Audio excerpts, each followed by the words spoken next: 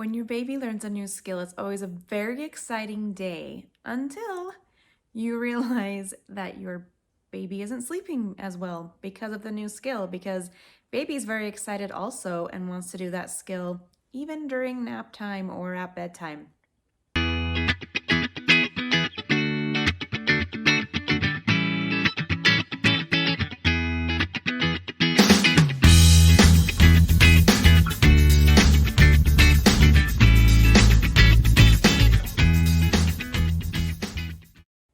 It is very common for new skills to disrupt sleep. This new skill can be something really big and obvious, like rolling over or standing up or crawling, or it can be something more subtle, like learning to babble. That's a new skill that baby may decide to practice at sleep time instead of go to sleep. So what happens is baby practices this skill at nap time instead of going to sleep. And it can go on so long that baby gets to a point of being overly tired because now wake time length is too long. And baby either then struggles to fall asleep or falls asleep, but then wakes up early from nap because wake time length was too short. If you need more information about wake time length, be sure to see my wake time length video. You will get back to great sleep. Let's talk about how long to expect this to last, and also a list of do's and don'ts. Before we go further, if you're new here, my name is Valerie. I blog at babywisemom.com. I've been doing so since 2007 and helping parents be the best parents they can be and to absolutely love parenthood. I have 4 children, currently ranging in ages from 8 to 15.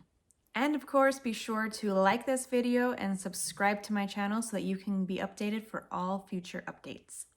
The first question parents always have when sleep isn't going well is, how long is this going to last? So you know it's normal, but you want to know how long is this normal? As with most things with babies, there's no way to be able to say for sure exactly how long this will last. But if you follow my list of do's and don'ts that I'm going to talk about, it should be 1 week or less. Let's start on the little more positive side of things of what you should do and can do to help your baby get past this excitement of this new skill as quickly as possible. So your first do is wear out the novelty. You want to make this new skill less novel as soon as possible. And that will lead us into our second do, which is to practice, practice, practice. Practice during your baby's playtime. If your baby is waking or not sleeping because of learning to roll over, you don't want to never put your baby on the floor during playtime to practice rolling over. You want basically every playtime, as much as possible, to be spent on the floor, practicing rolling over. You're putting things out of baby's reach so that baby has to reach in order to roll over. You're encouraging the rolling over. This is all very exciting. We love the rolling over. Yay, this is great. So you're focusing as much as possible during playtime on that new skill being practiced so that A, the novelty wears off, and B, your baby gets good at the skill. So if your baby's able to roll over, you also want your baby to roll back over so that your baby can get in any position he wants to for sleep so that rolling into one position isn't upsetting for him and he's unable to sleep. One really common sleep disruption is when your baby learns to stand up, and that is so easy to do in a crib. You may find that you need to practice in the crib.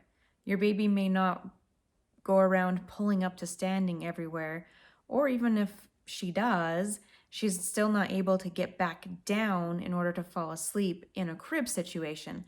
So you may find there are some skills that need to be practiced actually in the crib, and that's great. It's a great idea.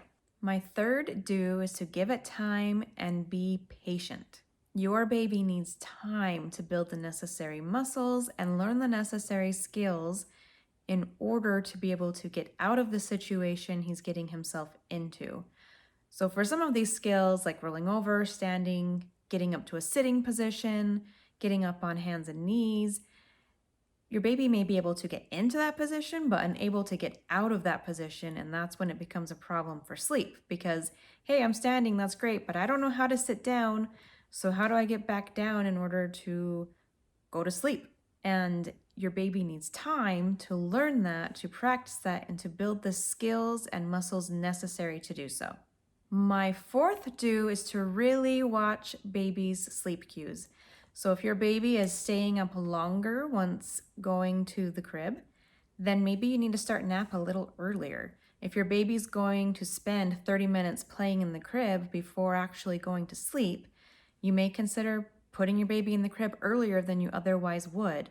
Or maybe you've noticed because baby spent so much time playing instead of sleeping for nap that your baby is tired earlier than usual because the last nap wasn't great. You also might need to let your baby sleep longer for a nap if he will, because he went to sleep later. So if you typically wake your baby up at 10 a.m., but your baby went to sleep 30 minutes later than usual, and your baby's still sleeping at 10, you can let your baby sleep until 10:30 in order to get that extra sleep. So during this time, you really want to make sure your baby isn't getting overly tired. So pay attention to your baby's sleep cues and make sure your baby is getting the sleep he needs. My fifth and final do is do help your baby if needed. So if your baby is in bed, has pulled herself up to a standing position, cannot get back down, it's okay to go in and help her get back down so she can go to sleep. Some parents really worry, like, oh, is it okay if I go in? Now, here are some realities. If you go in and put her back down, when you leave, she probably will cry. She probably will protest the fact that you're leaving. She's accustomed to when you come in, then she leaves with you. So if you go in, when you leave, she'll probably cry. Just, it's okay. Let her cry. She won't cry for long. She'll have a little protest and then she'll be done.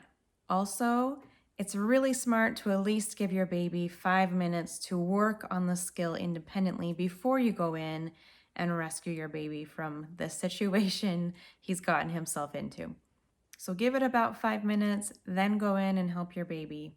You might come to a day where you say, helping is over, you really have to learn to figure this out on your own.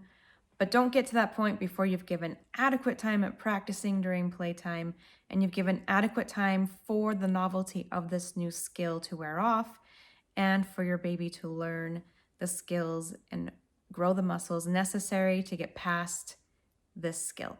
Now it is time for our list of do nots.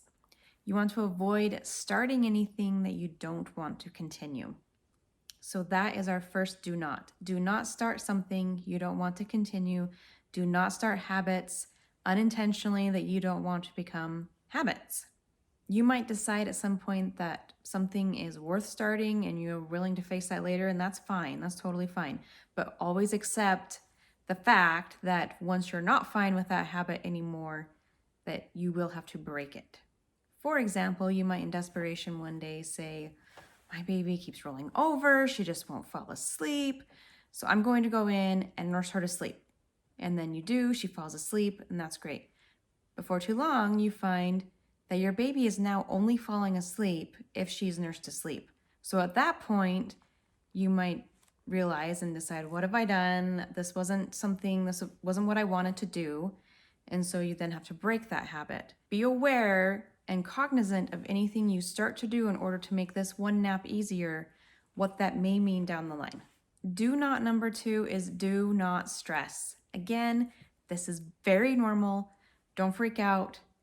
It will stop. Do not number 3 is do not turn it into a social hour. So if you go into your baby to help your baby out, just go in, gently help your baby, and leave. Don't go in and play and talk or sing and make this all super fun, because who wouldn't want that to continue? You want to go in and just get your baby back into a sleeping position and leave the room. Do not number 4 is do not intervene too soon or too often. This goes for during the actual nap and also during your practice time during wake time.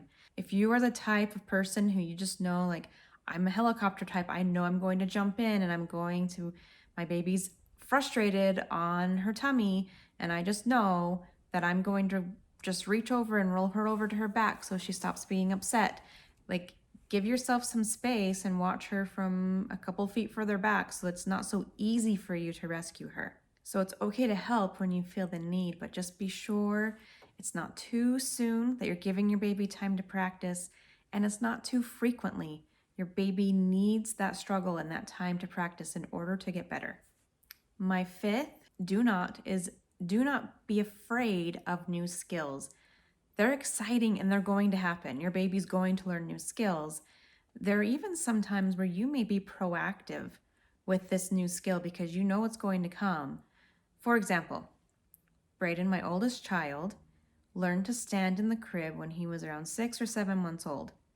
We had probably about a week of disrupted naps because he could get up to standing, but he couldn't get back down. My second child, Caitlin, didn't start doing this till about 12 months old, and hers was only a few naps that were disrupted, and in large part because she was much older. So an older baby can learn to get out of these situations faster than a younger baby because they are smarter and they have more gross motor skills or fine motor skills, all the other skills necessary to get themselves out of the situation. With Brinley, my fourth baby, I was proactive about standing in the crib.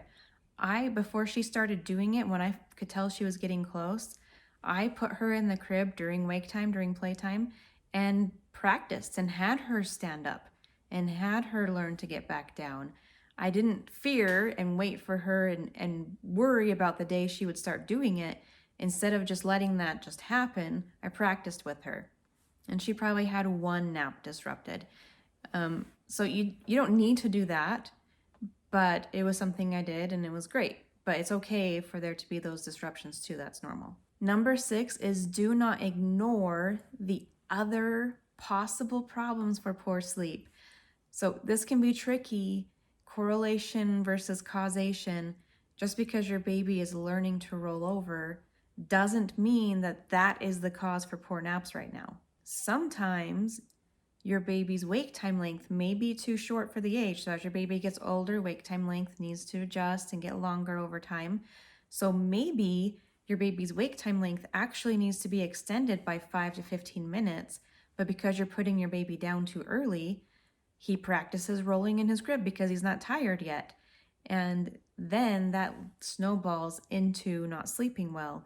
Whereas if you put baby down 15 minutes later, he would just go right to sleep because his wake time length was accurate. This can also be true if your baby is teething. Perhaps your baby is just staying awake because teething is happening, and since he's awake anyway, he might as well practice those skills. Or if it's too hot or too cold or your baby's not comfortable.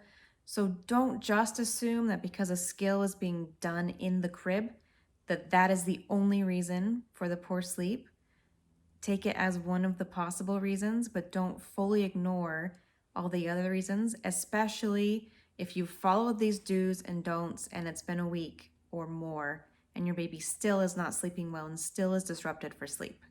That wraps up talking about new skills and how they affect your baby sleep. Follow these 5 do's and these 6 don'ts, and you will get your baby back to sleeping well within a week or less. And enjoy these new milestones.